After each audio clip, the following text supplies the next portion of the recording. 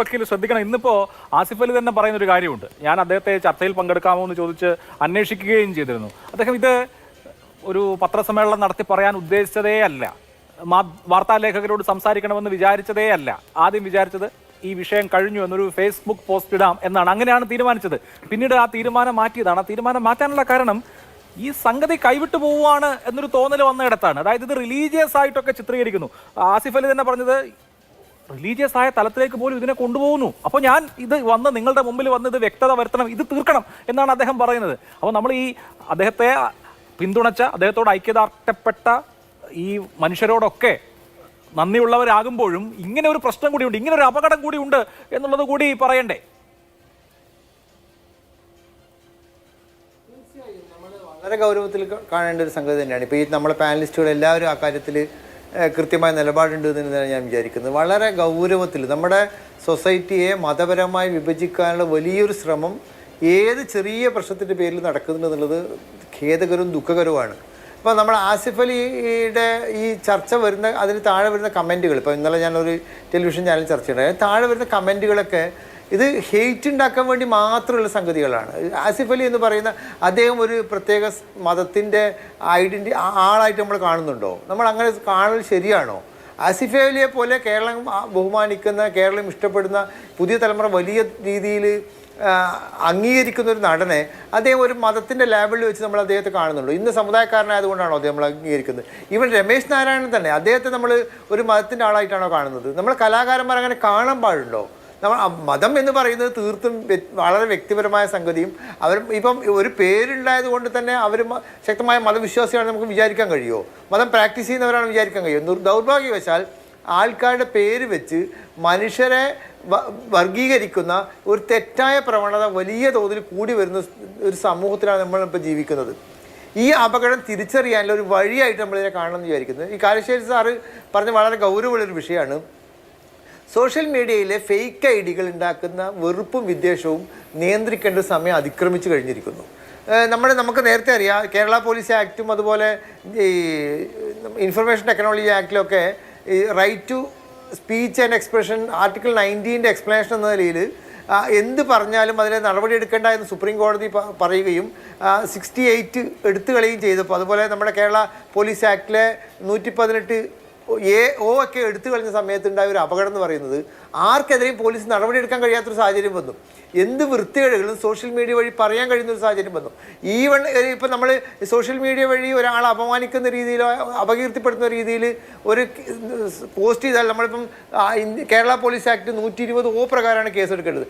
ആ കേസ് പോലും നേരെ പോലീസിന് പരാതി കൊടുത്താൽ പോലീസിന് എടുക്കാൻ കഴിയില്ല. ആ പരാതി കൊടുത്തു, ആ പരാതി കോഗ്നിസിബിൾ ഒഫൻസ് അല്ല എന്ന് CI എഴുതി കൊടുത്തു കഴിഞ്ഞാൽ ആ കടലാസുമായി മജിസ്ട്രേറ്റ് കോടതിയിലെ പരാതിയിലേക്ക് പോകണം. മജിസ്ട്രേറ്റിന് ബോധ്യപ്പെടണം ഇതൊരു കേസ് എടുക്കേണ്ട സംഗതിയാണ്.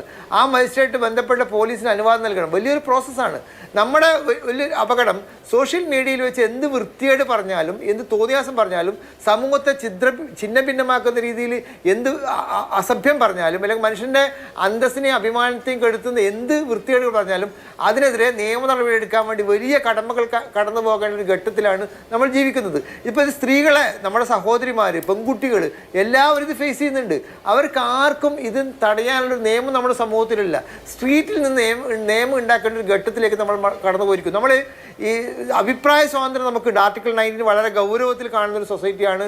പത്രക്കാർക്ക് സ്വാതന്ത്ര്യമുണ്ട്, മീഡിയക്ക് സ്വാതന്ത്ര്യമുണ്ട്, മനുഷ്യർക്ക് സ്വാതന്ത്ര്യമുണ്ട്. ആ സ്വാതന്ത്ര്യമൊക്കെ ഒരു മറ്റുള്ളവരുടെ അഭിമാനത്തെയും മറ്റുള്ളവരുടെ സാമൂഹ്യ അന്തരീക്ഷത്തെ തകർക്കുന്ന രീതിയിൽ സമാധാനപരമായി ജീവിക്കാനുള്ള അവകാശത്തെ നിഷേധിക്കുന്ന രീതിയിലേക്ക് കടന്നു പോകുമ്പോൾ അതിനെ നിയന്ത്രിക്കാനുള്ള ഉത്തരവാദിത്വം ഭരണകൂടത്തിനുണ്ട്, നിയമനിർമ്മാണക്കാർക്കുണ്ട്, സമൂഹത്തിനുണ്ട്. ഇപ്പം നമ്മൾ 2013 നിർഭയ ഇഷ്യൂ വന്ന സമയത്ത് നമ്മൾ സ്ട്രീറ്റിൽ നിന്ന് സമരം നടത്തിയത് കൊണ്ടാണ് 2013 ക്രിമിനൽ ഭേദഗതി നിയമം ഉണ്ടായത്. 2013 ചരിത്രം നമുക്കറിയാലോ. കേരളത്തിൽ ഈ വർമ്മ കമ്മീഷൻ, സോണിയാഗാന്ധിയുടെ അധ്യക്ഷതയിലുള്ള UPA government Verma commission appoint ചെയ്യുകയും വർമ്മ കമ്മീഷൻ സമഗ്രമായി പഠിച്ച് IPC CRPCയിലും പോക്സോ ആക്ടിലൊക്കെ എവിഡൻസ് ആക്ടിലൊക്കെ വലിയ മാറ്റം വരുത്തുകയും അത് വലിയ തോതിൽ നമ്മളെ പല ക്രൈമും തടയാൻ വേണ്ടി സഹായിക്കുകയും ചെയ്തിട്ടുണ്ട്. അതിന് സമാനമായ രീതിയിൽ കേരളത്തിലെ ഈ സ്ട്രീറ്റുകളിൽ നിന്ന് ഇങ്ങനെ ഒരു നിയമനിർമ്മാണത്തിലുള്ള ആവശ്യം സർക്കാരിലേക്ക് ഉയരേണ്ടതുണ്ട്. പലപ്പോഴും ബഹുമാനപ്പെട്ട മുഖ്യമന്ത്രി മുമ്പൊരു ഘട്ടത്തിൽ ഇതിന് ഇനിഷ്യേറ്റ് ചെയ്തപ്പോൾ നമ്മളെല്ലാം അത് വലിയ അപകടമാണെന്ന രീതിയിലേക്ക് വ്യാഖ്യാനിക്കുന്ന രീതിയിലുണ്ട്. സ്ത്രീകൾക്ക് ജീവിക്കാൻ കഴിയാത്തൊരു സാഹചര്യം, പൊതുപ്രവർത്തകർക്ക് ജീവിക്കാൻ കഴിയാത്ത സമയത്ത് എന്ത് അസഭ്യവും സോഷ്യൽ മീഡിയയിൽ പറഞ്ഞാൽ പോലും ആളെ തിരിച്ചറിയാൻ കഴിയാത്ത സാഹചര്യം, ഫേക്ക് ഐഡി ഉണ്ടാക്കുന്ന അപകടം വളരെ വലുതാണ്. ബഹുമാനപ്പെട്ട കാരശ്ശേരി സാർ പറഞ്ഞതുപോലെ നിങ്ങൾ സോഷ്യൽ മീഡിയയിൽ അക്കൗണ്ട് തുടങ്ങുമ്പോൾ നിങ്ങളെ ഐഡൻറ്റിഫിക്കേഷൻ വ്യക്തമാക്കുന്ന രീതിയിൽ ഇപ്പോൾ നമുക്കത് വെരിഫൈഡ് അക്കൗണ്ട് മാത്രമേ അഭിലാഷ് മോഹൻ്റെയോ ഷുക്കൂറിൻ്റെയോ ഒക്കെ വെരിഫൈഡ് അക്കൗണ്ടിൽ നീലട്ടിക്ക് കാണും. അത് നമ്മളതൊരു ഡോക്യുമെൻ്റ് കൊടുത്ത് വെരിഫൈ ചെയ്യണം.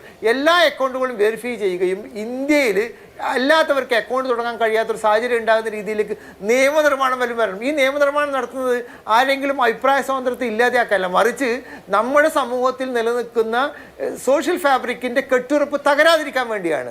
നമ്മുടെ സമൂഹം വലിയ തോതിൽ മതസൗഹാർദ്ദത്തെയും സ്നേഹത്തെയും പരസ്പര ബഹുമാനത്തെയും പരസ്പരം മനുഷ്യൻ്റെ ഇഷ്ടത്തെയും ആദരിക്കുന്നൊരു സമൂഹമാണ്. നമ്മൾ പരമ്പരാഗതമായിട്ട്, ഞാനൊക്കെ എൻ്റെ ചെറിയ പ്രായത്തിൽ എനിക്ക് അമ്മിഞ്ഞിപ്പാൽ തന്നവർ പോലും നമ്മൾ ഈ പറയുന്ന ഭാഷയിൽ മറ്റു സമുദായത്തിൽപ്പെട്ടവരാണ്. ഞങ്ങളങ്ങനെ ഒരു ചിന്ത പോലും നമുക്കുണ്ടായില്ല.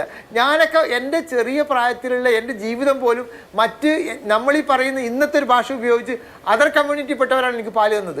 അങ്ങനെ ജീവിക്കുന്നവരാണ് മലയാളികൾ. നമുക്കൊരിക്കലും മതം നമ്മുടെ ജീവിതത്തെ ദുഷിപ്പിക്കുന്നൊരു വസ്തുവായി മാറിയിട്ടില്ല. നിർഭാഗ്യവശാൽ രാഷ്ട്രീയ പാർട്ടികൾ വോട്ടിന് വേണ്ടി മനുഷ്യനെ വലിയ തോതിൽ വർഗീയവൽക്കരിക്കാൻ ശ്രമിക്കുന്നതിൻ്റെ ഫലമായിട്ട് നമ്മുടെ ഇടയിൽ വലിയ ചിഹ്ന ഭിന്നം ഉണ്ടാക്കുന്നുണ്ട്. അതിന് തടയാൻ ഉത്തരവാദിത്തം രാഷ്ട്രീയ പാർട്ടികൾക്കുണ്ട്, MLA-മാർക്കുണ്ട്, നിയമസഭക്കുണ്ട്, മന്ത്രിസഭക്കുണ്ട്.